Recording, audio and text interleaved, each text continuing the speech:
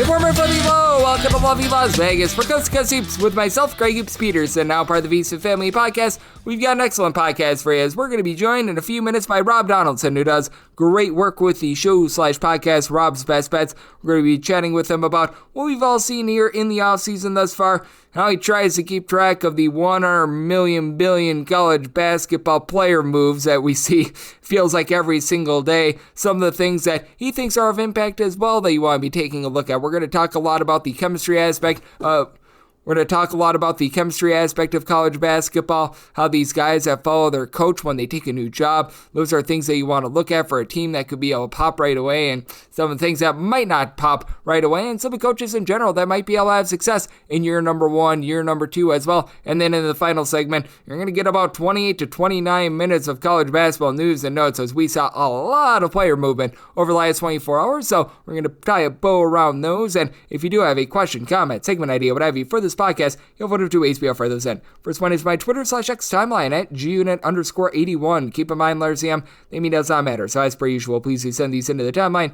And the other way is find an Apple Podcast review. If you rate this podcast 5 stars, it is very much appreciated. And then from there, you're able to fire in whatever you'd like to hear on this podcast via the 5-star review. Did not get in any Twitter/X questions today, but everything that is brought to you by EdgeBoost. Over at edgeboost.bet, when you type in the promo code of Greg, G-R-E-G, you get your first deposit matched dollar for dollar for up to $25. And additionally, because it is a account rather than utilizing credit, you're always going to have access to your funds 24/7, 365 in leap years, 366 days. And they make sure that things are nice and easy, and they make sure that all of your gambling related needs, you're able to access funds for all of them. Now, let's talk with our good friend Rob Donaldson. This time of year, much more on the baseball front since, well, we're not going to be in college basketball action until November, but he is very much getting set for what is going to be a tremendous college basketball season. Rob does such amazing work taking a look at this great game that we all know and love all 12 months out of the year, and you're able to follow him on Twitter/X at RobDFB. And Rob, great to get you aboard. Thank you. Yeah, thank you for having me on, Greg. And you kind of nailed it there because, yeah, it's very full frontal with Major League Baseball right now for me. But at the same time, you know, like we talked about in the last week's podcast for college basketball, if you wait on this sort of stuff, you're going to end up just kind of discovering things as the season is unfolding. And that's a really terrible way to go about it, especially when there is like 2,000 plus players in this transfer portal right now. Yep, I think that is so well said. And just how do you go about trying to decipher everything right now? Because you look and you think, oh, there's no way we could get more than 2,200 players in the transfer portal. And in a blink of an eye, another 50 guys are in there, where you're now at a point where we've got a list longer of guys in the transfer portal than are not in the transfer portal. So just how do you try to be able to parse through it all? It's so excruciatingly difficult because, you know, you're going to see a lot of these mid-majors almost completely dissolve and have to do a full-on reload. You're going to see a lot of first-year head coaches, even at the high major level, have to do a full-on reload. We are seeing that time and time again. And even the teams, like, say, for example, a UCLA that, by their standards, maybe, you know, underperformed last season, they're just going out and saying, hey, we can get an entirely different roster.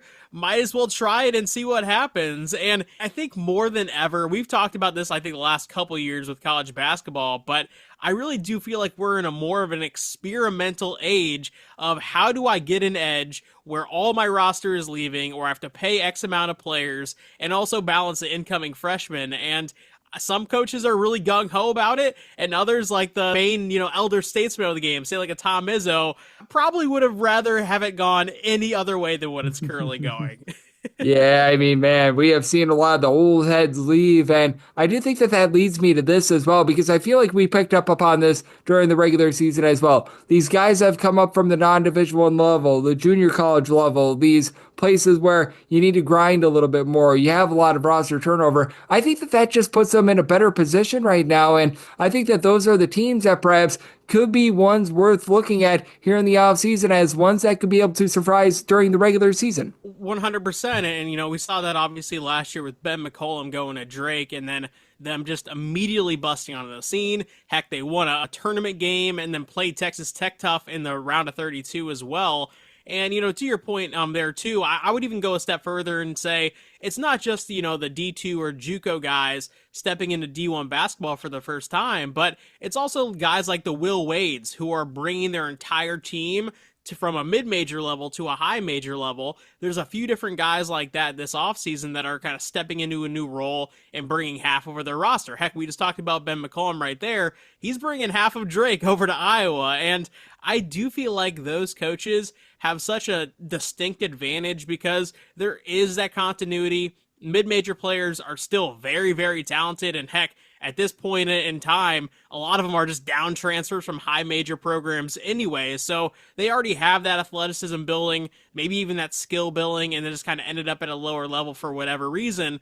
But I really do feel like the coaches that can kind of keep their roster, whether they're in one program for 2 years in a row or jump into another one, are going to have a really strong advantage come portal time and come the regular season. Oh, I am right there with you. The teams that were able to keep guys for multiple years were the teams that were really able to make the Final Four. Like Houston, they had a few transfers like LJ Cryer and company, but LJ Cryer was the guy that was in season number 2 after beginning his career over at Baylor. Florida had a lot of guys come in for year number 2. I think that there might have been 1 or 2 for year number 3 as well. And I think that that's so key in this day and age where it feels like recruitment really begins after your first school in college basketball rather than as a true freshman, because a lot of these true freshmen just simply don't play. Yeah, absolutely the case. And we talked about it last week, or at least I brought it up, continuity. That word gets thrown around a lot in college basketball. And 4 years ago, that meant something completely different. That meant you had a grad senior or a fourth-year senior or a third-year junior that had stayed with the program and has built up the culture.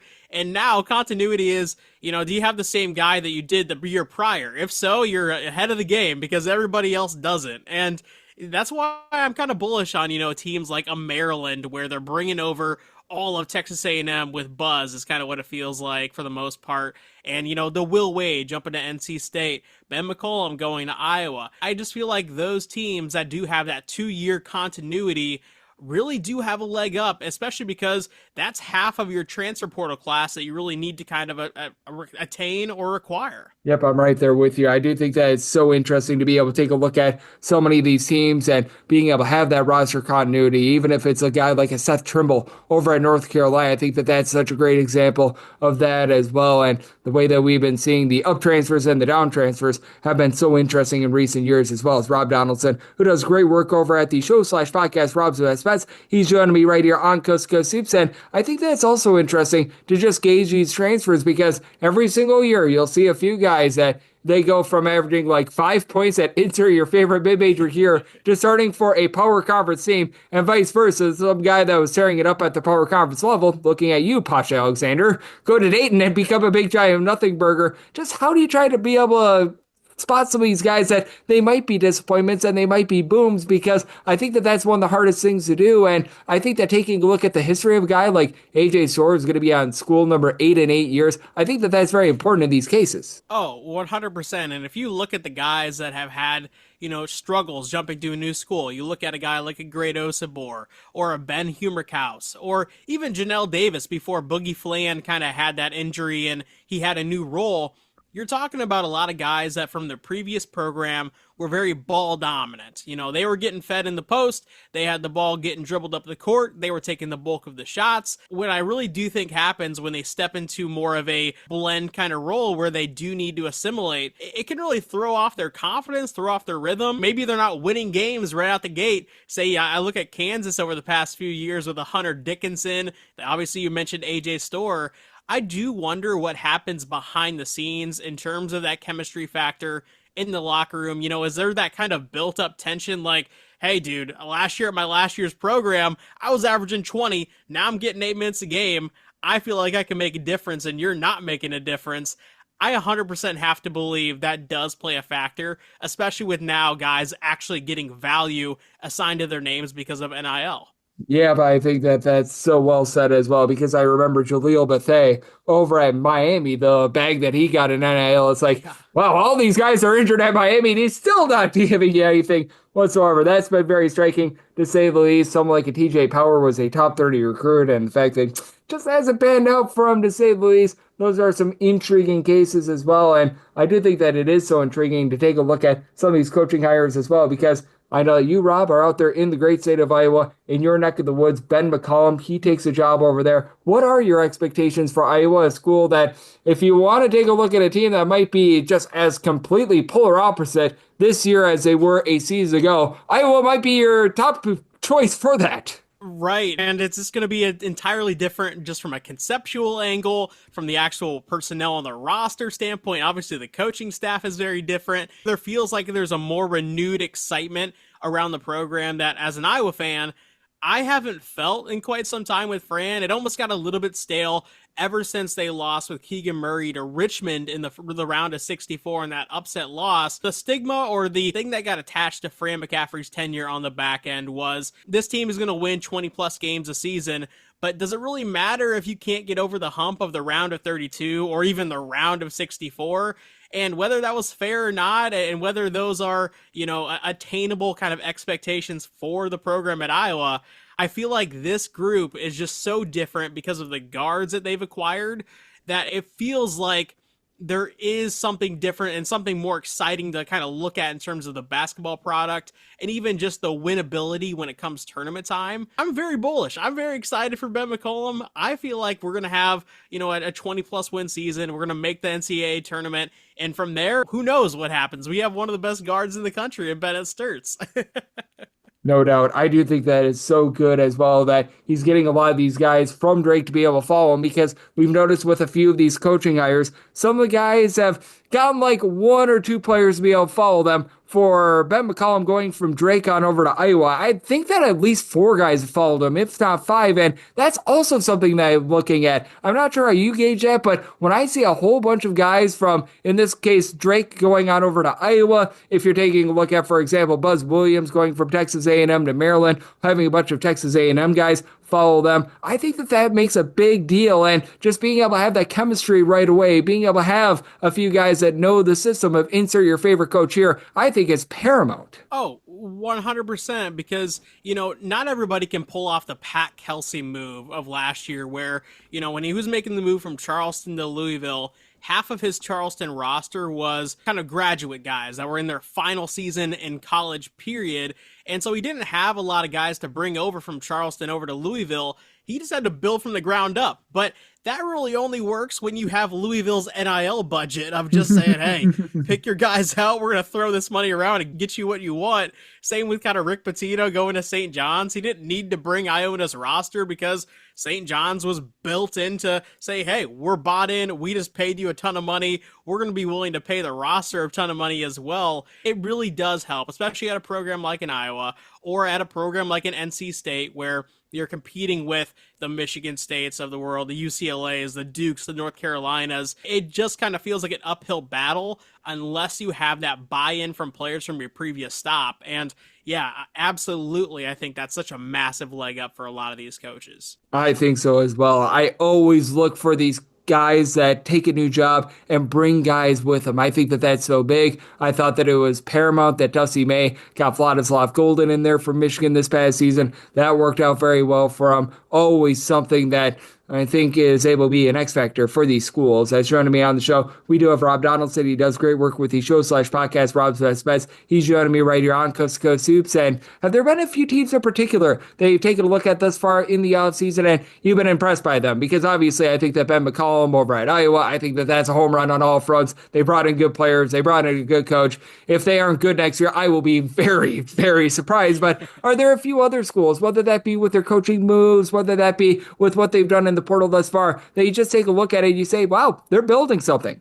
One of the teams that immediately just intrigues me based on who they already have through the portal, as well as what they're retaining, and also what's potentially being rumored to them, is Oklahoma. Because Porter Moser is kind of in a make or break season, in my opinion, where if they don't not just get to the tournament, but actually do something in the NCAA tournament, it could be a chopping block point. I don't know how much of a buy-in Oklahoma has, but what I think we're learning about their buy-in from just the administration standpoint and the NIL that surrounds the program is that there is some little focus on college basketball. I mean, they just brought in Tay Davis from Notre Dame. They just brought in Nigel Pack from Miami, which That's a whole other can of worms. I don't know if that will work out, but he's a big time player. And now they're being rumored to Xavier Brown from St. Joseph's. That would just be one of the best immediate guard pairings in the entire country, let alone the SEC. And I do feel like if they're able to maybe land Xavier Brown and another player on top of that, watch out for Porter Moser in Oklahoma, kind of making a statement. And again, what's kind of a make or break year for Porter Moser, in my opinion. Yep, absolutely. And I think that it's going to be really interesting to gauge the SEC in general because we know that the money is going to be moving around with all 16 of those schools. And we recall 14 teams made the NCAA tournament out of the SEC this past season. And I'm going to go out here on a limb and I'm going to say that they do not duplicate that this year. Even if they get 13 in, that means that they have not duplicated that. So I am willing to stand on that. If they do, they do. But how do you just take a look at that moving forward? Because I think that it's interesting to gauge what out of this past season is something that is going to be sustainable, what might actually be a trend moving forward, and what might have just been a one-off. I feel like we're going to see a lot of teams emerge to the surface and then really dissipate quickly in terms of the high major levels because of the transfer portal's relevance and a team like a Florida utilizing the transfer portal to the utmost extent. Do I think Todd Golden could be a really fantastic coach from here on and throughout the rest of his career? Sure, absolutely. But I am still going to buy in more to the coaches that have been there and been successful, whether it's in the regular season or the postseason. For me, a guy like a Bruce Pearl, who's just continually done that at every stop, winning in the regular season specifically. I always feel like I can bind to that team regardless of the personnel. Nate Oates, very similarly. Rick Barnes, very similarly. So I do feel like that fixture at the top of major conferences, say like the Big Ten, the SEC, the ACC, I kind of feel like I know I can at least say 2 or 3 teams that are in the top 5 every single year. But nowadays, I feel like there could be bubble teams that just kind of pop up and go crazy. I mean, who knows what happens with Arkansas? Who knows what happens with Mike White at Georgia or Mark Byington in year 2 at Vanderbilt? I do feel like there's going to be a lot of wild cards, and that makes it a little bit exciting when you're talking about the long-term prospects and maybe taking an underdog on the board really far down. And I think it's so interesting that you bring that up because I do always think that coaching experience is so important, but how do you gauge sort of the young coach that has been grinding their way up? They've been at the Division II level, like we were just talking about Ben McCollum, versus a coach that maybe has been there, done that, but hasn't been able to make like a Final Four in a decade as well, because I think that that's an interesting dynamic to where you have a coach that has a lot of experience, has had a lot of success, but maybe the game has passed him by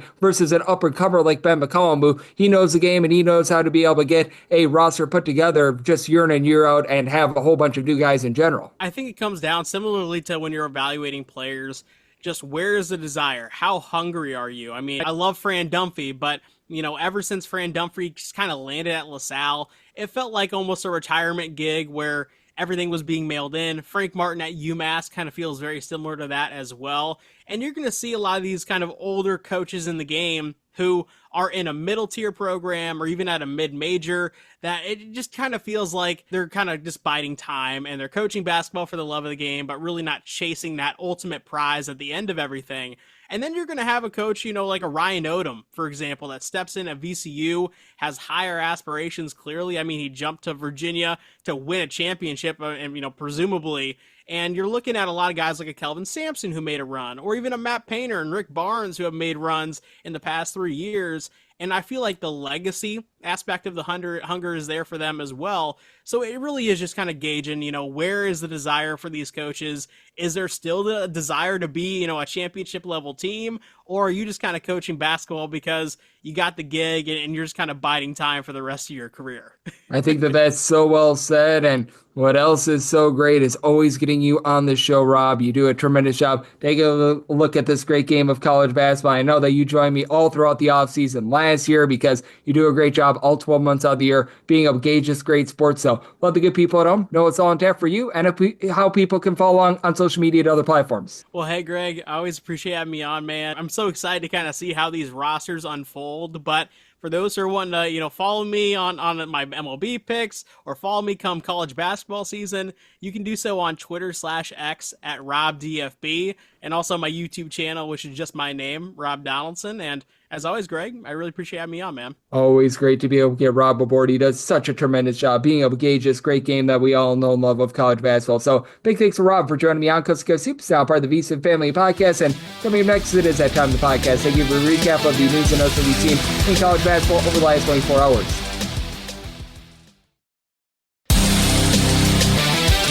And we're back here in Lubbock, Las Vegas for Coast to Coast Hoops with myself, Greg Hoops Peterson, now part of the VSiN Family Podcast. It is always a pleasure to be able to get one of our good friends in Mr. Rob Donaldson aboard. He does such a tremendous job taking a look at this great game of college basketball every single time he joins me, lends such great insights, and did so once again today. So big thanks to Rob for joining me in the last segment. Now it is that time of the podcast. I give you a recap of all the news and notes that we've seen in college basketball over the last 24 hours, and it becomes very interesting when you have guys re-enter into the transfer portal, because that has been a little bit of something that has become of intrigue, because Trayson Eaglestaff, it looked like he was going to be going to South Carolina after he last season over at North Dakota. He was putting up about 19 points per contest. Now he is back into the transfer portal, so that's interesting. And these are the ones I'm going to be reporting on. I'm not going to be just telling you guys everyone that goes into the transfer portal, because I'm going to hit refresh on verbal commits here, so that way I give you the accurate number. There's 2,212 players in the transfer portal.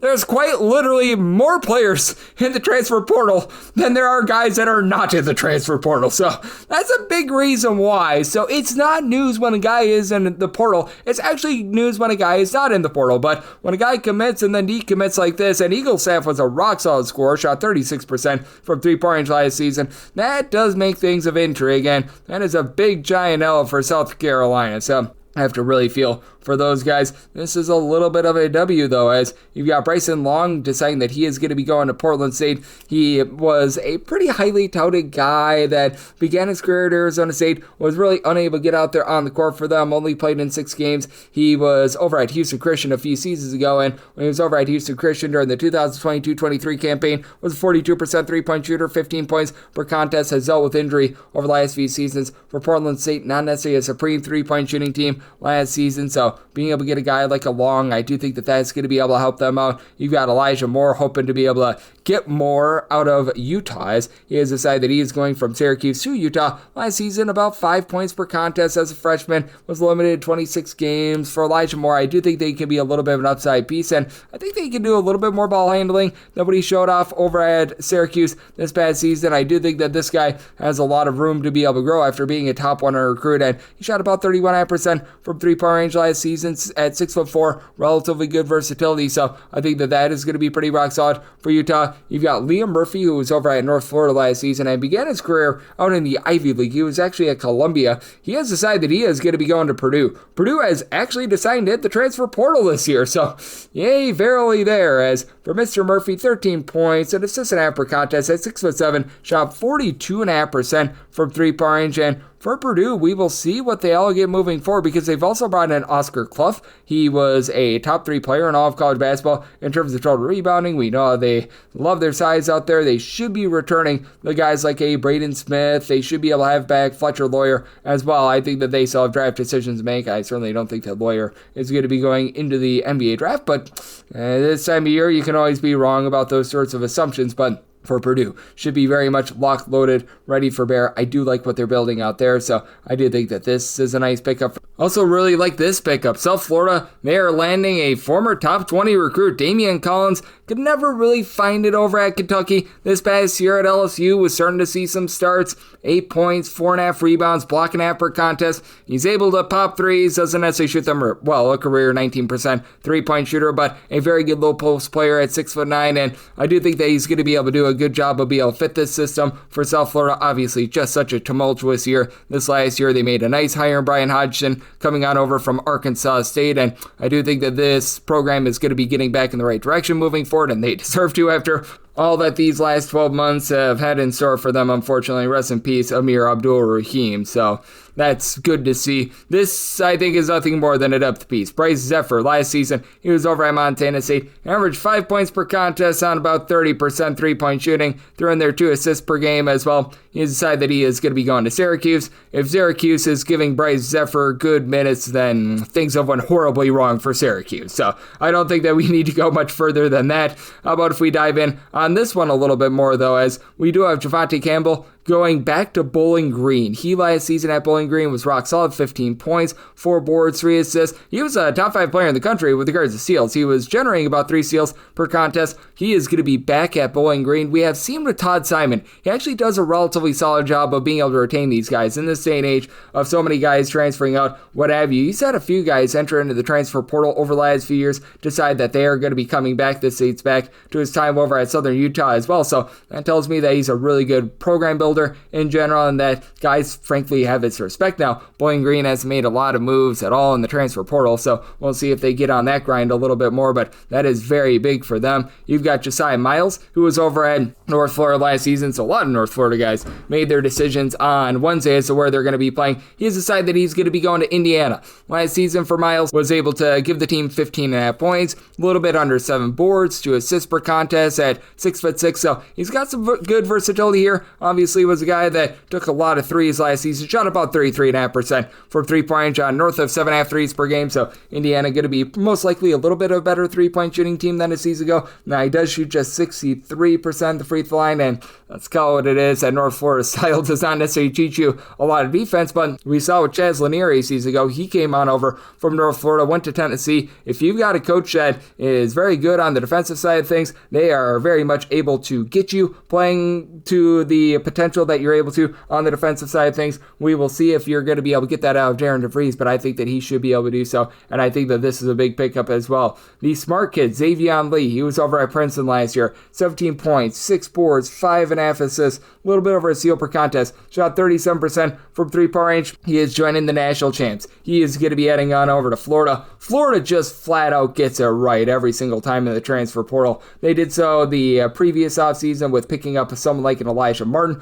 who was just a perfect fit for them. Florida hasn't gone out and had like a whole bunch of transfer moves quite yet because, well, they were playing in the national title game, so this is really the first move that they've made, but you have to figure that quite a few of these guys are going to be back from a season ago, and I do think that this is a very good first move for them, one of the better players in the portal in my opinion. Melvin Council, he was over at St. Bonaventure this past season. He averaged 14.5 points, 4 assists, 2 steals, 5.5 rebounds per game, and he pretty much had to play 40 minutes because, well, there was no depth for St. Bonaventure. He has decided that he is going to be going to Kansas. Very interesting what Kansas is doing here in the portal. They're adding Jaden Dawson from Loyola Chicago, another guy that averaged right around about 13 to 14 points per game out in the Atlantic 10. Solid but not amazing three-point shooter. Trey White was over at Illinois, began his career at USC. He's able to give you a little bit of facilitation, just a guy that does a bit of this and that. So with Kansas, a very interesting portal process. Thus far, I don't know if Kansas is back to necessarily being the, shall we say, big bad wolf that they have been in past years, but certainly they are starting to fill out with a little bit of depth, so we will see how that pans out. You've got this man deciding that he is going to be becoming a Rocket. Ohio State's Austin Parks, he last season was just not able to see a lot of playing time in general for Ohio State. As a matter of fact, he was a guy that was very much glued to the bench. Should be able to help out Toledo a little bit more down low because Toledo, year in and year out, they're just really lacking in terms of being able to hit the glass, being able to have any sort of defense whatsoever. This is not a guy that's necessarily going to have a lot of versatility. Pop it from three, according to 247 Sports. This was someone that was pretty highly touted when he was coming out of high school. When he was coming out in the class of 2023, it was the top 200 recruits, so I do think that that's a solid pickup for Toledo, and we'll see what he's able to do with the Rockets. You've got Tay Fields, who was over at North Alabama last year. He has decided that he is going to reopen up his recruitment, and he's back in the portal after he averaged 11 points per contest this past season. So we're going to be seeing what happens on that front, and we're going to be seeing what happens on this front as well, as you've got Colin Cool deciding that he is going to be going on over to Stetson, was able to average about 3 rebounds per game this past season over at Georgia Southern. Not a guy that's going to give you a lot of versatility per se, but for Stetson, they just need anything to go right for them. They made the NCAA tournament 2 seasons ago. Last year, they were not able to get out of neutral last year. It was a case where they had an exodus from the previous year, so they had nobody to be able to replace them with. I do think that Cool is a good step in the right direction for them. Someone who's 6'7", has a little bit of versatility in their game, so we shall see how that is going to be able to pan out, but they are on the board with one. Also on the board is the fact that San Diego picks up Tunari Lane. Lane last season was over at Georgia State, 14 points per contest, 35% three-point shooter, and that's big because San Diego was absolutely terrible with their three-point shooting last season, and for San Diego, they really didn't do a lot in the transfer portal process last offseason. I know that when Steve Lavin first got there, they were very good in terms of being able to land some top-flight guys. Didn't necessarily pan out, and then they just abandoned ship on the transfer portal process, so we'll see what they do moving forward because this is their first move, but I do think that this is a solid first move. Would like to see them make a few more moving forward, and then moving forward, you got Tayshawn Comer, who was over at Evansville last season, 16 points, 4 assists, a little bit over a steal per contest. He has decided that he is going to be going to Nevada. This just feels like a really good fit in general for Nevada. Nevada has done a nice job of being able to take these guys that are at a little bit of a lower level and being able to extract the absolute most out of them. These guys that are two-way players, and Comer is one of them. He began his career over at Eastern Kentucky. I think that this is a really good gift for them, and I do think that he's going to be able to fit right in with that system. We've got a man that is going to be heading on over to Queens. Valparaiso's Carson Schwieger has decided that he is going to be going to Queens NC. Now, there were 2 Schwiegers on the Valpo roster. This is the lesser of the 2 last season. He was averaging only about 2.5 points, 2 rebounds per game. Ben Schwieger is a guy that is a little bit more noteworthy, but for Queens NC, they lose Malcolm Brown from a season ago. He led the nation in terms of block shots per game, so they are very much looking to be able to bulk up a little bit more down low, and I'm sensing a little bit of an identity shift from Queens NC. When they first entered the Division I ranks, they were playing super up-tempo, and I still think that they're going to play up-tempo, but they were a little bit more guard-oriented. If you look at what they've done here in the portal, they also add Gus Larson,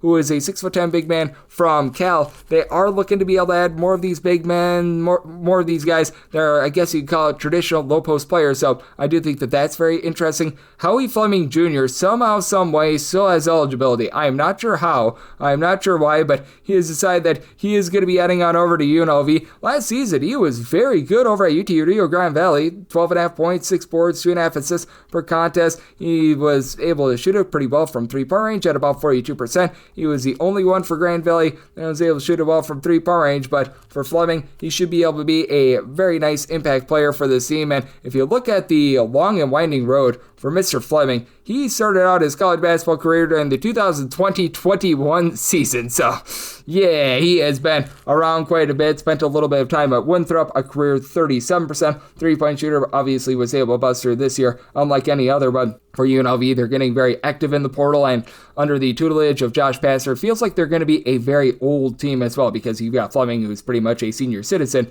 in terms of college basketball years. They're bringing in Dre Gibson Lawhorn, who I felt like deserved a little bit more run over at Illinois. Emmanuel Stephen, he was an afterthought over at Arizona, but a true 7-footer. He's going to be in the fold as well, so I do like what they're building out there. Probably have a few more pieces that they need to pick up, but that is a good place to start right there. You've got this man that has decided where he's going to be heading to, as you've got Dan Skillings heading on over to Baylor, who they've done a really good job here in the portal over the last few weeks, being able to get Jocelyn Bodu. Bodu was big. Skillings can be a little bit hit or miss in terms of the outside shooting, but you know that this guy is going to be able to give you a great effort defensively this past season. More like 9 points, 4 boards, a little bit over a steal per contest. His best year came 2 years ago when he was giving the team about 13 points, 6.5 rebounds per game, but a part of a rough and tumble Cincinnati defense, and also a part of the Big 12 the last 2 seasons as well. So he knows all about the other teams. He knows all about the grind of that conference slate. So I think that that's going to be big for him. Last year, shot about 30% from three-point range. So again, leaves something to be desired there. But I do like what Baylor has going, and I think that that is going to be a big pickup for them. This is a big pickup for both William and Mary. Joel Emmanuel, he was a part of that Fairleigh Dickinson team that knocked off Purdue in the NCAA tournament.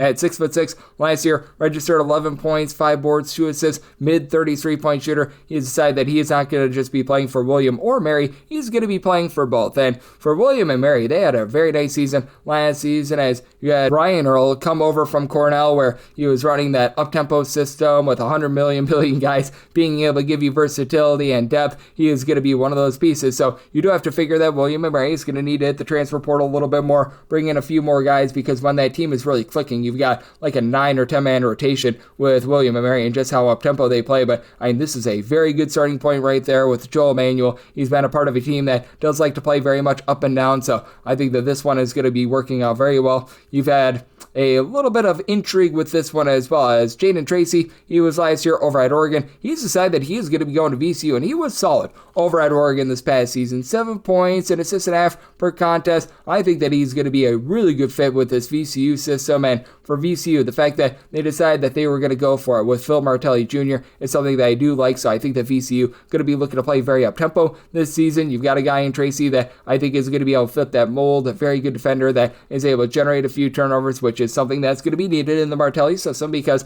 that's a little bit more of a weakness that we saw when he was coaching over in the America East the past few seasons. But VCU has very much been hitting the ground running in terms of the transfer portal here over the last few days. You've got Keyshawn Mitchell, who's also going to be following from Bryant along with Barry Evans, so those guys are very rock solid. But additionally, bringing back Brandon Jennings from last year's team is big. Ahmad Noel, who is a part of the UConn program, a former top 75 recruit, coming in as well. There's a lot of talent here, so I really do like what VCU has been able to do over the last few weeks. I do like this one as well. How about Longwood transfer Kobe Garland, who finally saw some quality minutes last season? He's going to Old San Jose State last season for the Lancers, 12 points, 4.5 assists per game. Leaves something to be desired in terms of three-point shooting, but a guy that began his career over at Drake, a guy that I think is going to be very sure-handed with the ball. I really do like this move, and I do think that that's one that you're able to put a star around as one that was an A+ when it's all said and done. When it's all said and done, I also do think that this is going to be a relatively solid pickup as well, as you've got CJ Lusser heading on over from Stony Brook to UNC Wilmington, pretty much the only guy in Stony Brook's roster that was able to shoot a 3 last year. 17 points per contest, a steal per game, shot 42% from three-point range. With UNC Wilmington, always such an efficient offense. Last year they were able to find a little bit more rebounding, and they should be able to have that once again here in the offseason with the big men that they've got coming in via the transfer portal, as Wilmington has been quite active thus far. They're going to be bringing in Madison Dewar as well, who he was over at Monmouth, a part of the CAA. Christian May is going to be Mayday for them. Now they've got their guy off the ball that's able to stroke it from three-point range with Gavin Walsh down low. This is a UNC Wilmington team that's doing a very good job of being able to bring in some good talent, and I think that they're really building something over there. So another nice pickup for them. I do think that this is going to be a relatively solid pickup, as well as you've got Peter Mestrovich. He was over at Syracuse. He has decided that he's going to be heading out over to Long Beach State. He was able to see some minutes last year. It wasn't necessarily a ton of minutes, but at the same time, Long Beach State was very, very much lacking anything whatsoever down low. It was a rough first season for Long Beach State under the new regime after they had let go of Dan Monson. So we will see how that's going to be going moving forward, because it is on with regards to Long Beach State, a program that they expect to be in the top 4 in the Big West, and that Big West has just gotten better and better with the way that UC San Diego was able to bust through, make the NCAA tournament last year. Zot, the UC Irvine Anteaters, making the NIT final as well with Mestrovich at 6'8". He's able to shoot it from 3, actually shot 41% from three-point range for Syracuse. He's able to grab you a few boards, so that's good versatility out there in the Big West, and I think that that'll really be able to elevate this Long Beach State team. I think that this is a solid move, as well as you've got Brandon Gemi, hopefully I said that correctly. He was over at Central Arkansas last season with Fagbemi. He was able to give you 14 points, 4 boards, stealing after contest. Leaves something to be desired in terms of three-point shooting, but he's going to be heading on over to UC Davis. For UC Davis, they were running pretty much everything for Elijah Pepper for a very, very long time. Last year it was Ty Johnson who everything had to run through. They had no balance whatsoever, but they're always a very good team in terms of generating turnover, creating defensive havoc, and he's certainly going to be able to fit that bill for UC Davis. This is really the lone pickup that they've had, and you have to think that Fagbemi, who's not necessarily a great three-point shooter, is going to need to be surrounded by a few shooters, but if they're able to find that, that's going to be rock solid for UC Davis. Once again, out there in the Big West, Jordan McCollum, he was over at Murray State this last season. He has decided that he is going to be going to East Tennessee State, so he is going to be staying out there in that, I guess you call it, southeast part of the country. He goes from the state of Kentucky on over to the state of Tennessee, and This guy just was unable to get out there on the floor last season. He saw 5 games of action, 6'8", a little bit of a combo player that had a little bit of, shall we say, clout coming out of high school. So we will see what he's able to do at ETSU. They do a nice job of being able to find these guys in the rough. So we'll see if this is another one of them. And then Murray State, they also lost Nick Ellington, and he decided that he was going to be going to George Mason. I do like this pickup for George Mason. Almost feels like a Jalen Haynes 2.0 sort of ad, as for Ellington, 10 points, 5.5 boards, a little bit over a block per contest, and George Mason has been really doing a nice job in the transfer portal, being able to have so many of these guys that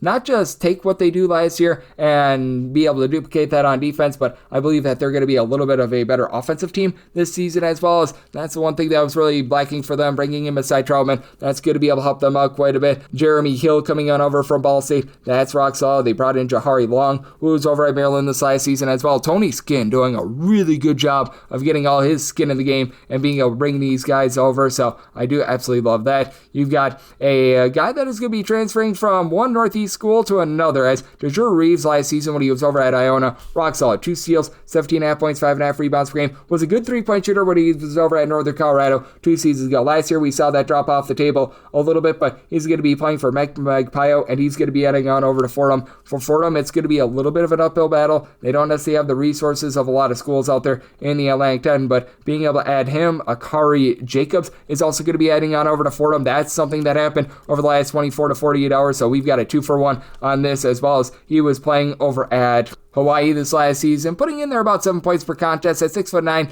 a career about 32% 3-point shooter, so not necessarily going to be super duper versatile, but at the same time he's able to give you a little bit of versatility. Was a solid defensive player. I think that bringing over these 2 guys, that's really going to be able to help out Fordham, so a few very nice pickups there. Boise State transfer Chris Lockett Jr., he has decided that he is going to lock it up over at Jacksonville. Was able to average about 3 points per contest, was a little bit of an afterthought as he was essentially the reserve for Alvaro Cardenas, and when you have Alvaro Cardenas in your backcourt, you know what, you're probably not going to see a lot of minutes, and Boise State in general typically doesn't go too far into their bench, but this is a guy that he was born and raised out there in the great state of Louisiana. Not necessarily an amazing 3-point shooter, but he's a guy that's able to guard multiple positions, and for Jacksonville, I think that he's going to be able to be a very good fit for them. You've got Kassan Jennings, who last year was over at South Florida. He's decided that he is going to be heading on over to Appalachian State. Rock solid player throughout his career. Obviously was one of those guys that was following around Amir Abdul-Rahim for quite some time, because he did start out his career at Kennesaw State. We give our old Lane Kiffin go Owls as well, but 7 points, 2 assists per game. Sometimes when he's off the ball can be a microwave 3-point shooter. We saw his 3-point shooting this past year be a little bit more shaky at about 32.5%. For his career, he's more of a 34.5%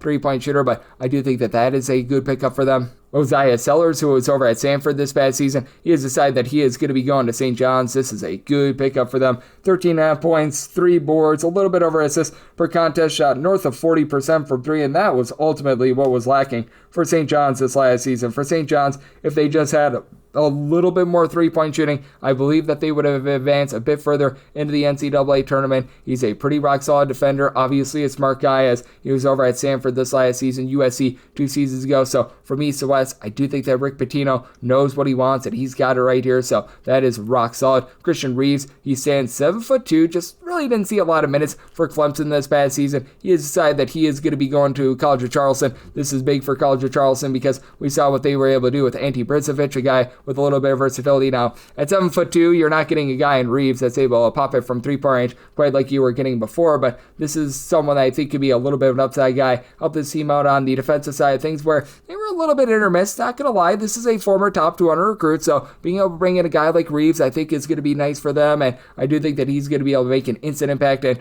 give the team that rough and tumble that they could very much use. You saw Nick McClain be one of the top guys for Eastern Washington. 10.5 points, 3.5 boards, 3 assists, right around about 2 steals per contest. He has decided that he is going to be going to Belmont. Now, he will fit very well in at Belmont because Eastern Washington played no defense whatsoever, and Belmont plays no defense whatsoever, but a guy that's able to be a solid 33.5% 3-point shooter while also being a good facilitator. This is going to be very good for a Belmont team that's always very guard-oriented, a Belmont team that they're looking to just pulse you on the offensive side of things. They'll take their lumps on the defense. I do think that this works out very well for them, and I think that this is going to work out very well as well. Carl Chefnat, he he was over at New Mexico State this past season, was only able to give the team like 2 points, 2 boards per contest as a 6'5" do-it-all sort of player. He's heading on over to McNeese. Now, I don't think that this is going to be like the prime guy for McNeese to be able to take them back to the promised land or anything like that, but that said, with McNeese under Coach Armstrong, who comes on over from Baylor, I do think that they're forming themselves a really nice collective of talent right here, as they've already brought in Larry Johnson. No, not the running back of the Kansas City Chiefs, the man that was over at Creighton last season. Terrell Colbert is an upside guy that comes in from SMU as well. You've got McNeese taking a few gambles on guys that maybe they weren't getting a ton of minutes, but they were highly touted coming out of high school. Do like that approach for them. I do like this approach as well. The Braves of Bradley, they do like three-point shooting, and they're going to be able to get a little bit of rebounding now out of A.J. Smith, 6'6" combo player who he was playing for the Dukes of James Madison this past season, and he was able to log for them about 7.5 points, 6.5 rebounds per contest 2 seasons ago when he was playing over at Southern Indiana, more like 13.5 points, pulled in there just under 9 rebounds per game. This guy does a really good job of being able to stuff the stat sheet. Now, not necessarily a guy that's going to light you up from three-point range or anything like that, but still, last season shot about 31% from three-point range, so I do think that Bradley gets another nice just cultural fit in general, and I think that this is a nice fit as you've got DeAndre 3000 Craig, who he was over at Denver this past season, 13.5 points. He was able to dole out about 2.5 assists per game. Now, defense on Denver was not necessarily so great, but he's going to be heading on over to Purdue-Fort Wayne. Purdue-Fort Wayne is a defense that very much will gamble for turnovers. They are looking for guys that are able to play a little bit more up-tempo, guys that are able to shoot a ball from 3. And for Mr. Craig, he was able to shoot about 39% from the outside this past season. If I'm not mistaken, we've seen a Denver guy or two go on over to Fort Wayne already in their careers, so I think that this is a natural fit, and I do think that this one is going to be working out very well for them. You've got Daniel Akintobi, who last season over at Morgan State registered about 10.5 points, 7.5 boards, block and a half per contest. Meep is joining the UTSA Roadrunners. He was playing in a very up-tempo style over at Morgan State last season, so his conditioning is good for UTSA. Active hands is something that he's going to need to work on, and you're not getting a guy that's really going to light you up from three-point range, but I do think that he's a perfect big man to give UTSA a little bit of help on the glass. He's going to be able to fit the system really well, so I do like to see that. This is a big pickup for Charleston, as they've got Connor Hickman, who's going to be coming on over from Cincinnati, was just an afterthought at Cincinnati this past year, right around about 4.5 points, a little bit over assists per contest 2 seasons ago when he was playing for Bradley. Shot 40% from three-point range, 14.5 points per game, so he's going to be going back to pretty much a level that he was at 2 seasons ago, and I do think that this is going to be a very good move for them. For Charleston, they've been getting very active here in the portal, as they've got Jalen Counter, a double-figure scorer from Middle Tennessee coming in, Kobe Duggan, who was really good for Campbell towards back half of the season last year as well, and then who I mentioned before, Mr. Reeves, the 7'2" big man from Clemson, so very well done here by Charleston over the last few days to be able to acquire some very good rock-solid talent, and this is a very good rock-solid talented player as well. As you've got Makai Mason heading on over to Wake Forest. For Mason, he was able to shoot 40% from three-point range, 10 points, a little bit over a steal per contest. I think that for Wake Forest, this is exactly what they need because they just had absolutely no three-point shooting whatsoever. Now, the question for Wake Forest, who's going to be their point guard this year? Because we saw when they had Kevin Miller 2 seasons ago, they were a very rock-solid offense, one of the most fearsome in all of college basketball, and when he left, well, the offense really left, and they've got Miles Colvin coming on over from Purdue. They bring in Cooper Schwieger, who is a nice power forward over at Valparaiso. They need that point guard, so we're going to be looking on that front. And by the way, for Counter, he did go to Charleston, as a matter of fact, since I last did my podcast as well, so that's a new one as well, just to be able to tie up that knot. And Noah Bolonga, hopefully I said that correctly, he was over at St. Bonaventure this past season, just was unable to get out there on the floor because St. Bonaventure, they played 5 guys, and they played 5 guys only, but guy that was able to register about 2.5 points, 2 rebounds per game. He's going to be going to Utah Tech. Utah Tech, since they joined the Division I ranks, have really not been able to give you anything on the glass whatsoever. This should be able to help them out with that, and just any transfers that come in for Utah Tech, that's a good thing for them as well. And then Nasir Muhammad, he last year was over at Northern Illinois. He registered about 7.5 points, a little bit under 2 assists per game. He is going to be heading on over to Albany. For Albany, this is a team that they love to play with their hair on fire, and he's going to be able to fit that system for Albany. It's been very interesting. They actually started out under Dwayne Killings in season number 1, being one of the slowest teams in all of college basketball. Then they became one of the quickest teams in all of college basketball. Now they're looking for versatility. Will Richardson, who was a double-figure scorer a few seasons ago over at Fordham, he's going to be joining them as well. It seems as though this team is going to be looking to play some small ball, and